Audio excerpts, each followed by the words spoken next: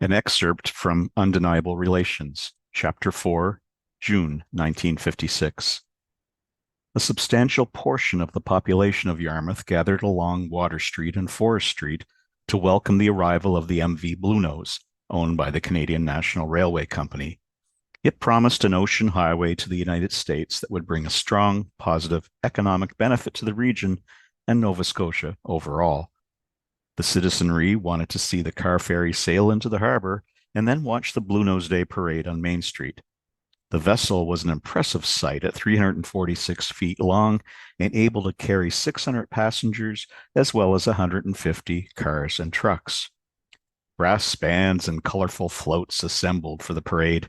The mood was festive and jubilant. The pomp and ceremony of the Royal Canadian Artillery Band, the HMCS Cornwallis Band, the Mersey Paper Company Band, and the Yarmouth Citizens Band were evident.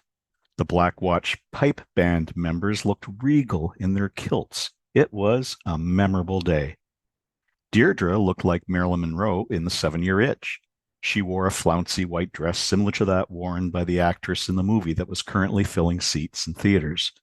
Angus was smitten and found it difficult to pay attention to her father, whom he had met minutes earlier. Later, they enjoyed lunch in the ship's cafeteria with other guests who had been invited on the inaugural crossing to Maine. Dad, please explain to Angus about the four sides of a ship. I rarely get the terms straight, Deirdre said. Dean Doherty smiled. In his late 60s, he sported a military-style buzz cut of gray hair on a large head that topped his rotund body. He swallowed a spoonful of salmon salad with gusto and chuckled. I should have known you'd forget the basics of sailing after I sent you to Europe to school, he said with a touch of sarcasm. He grinned and looked at Angus.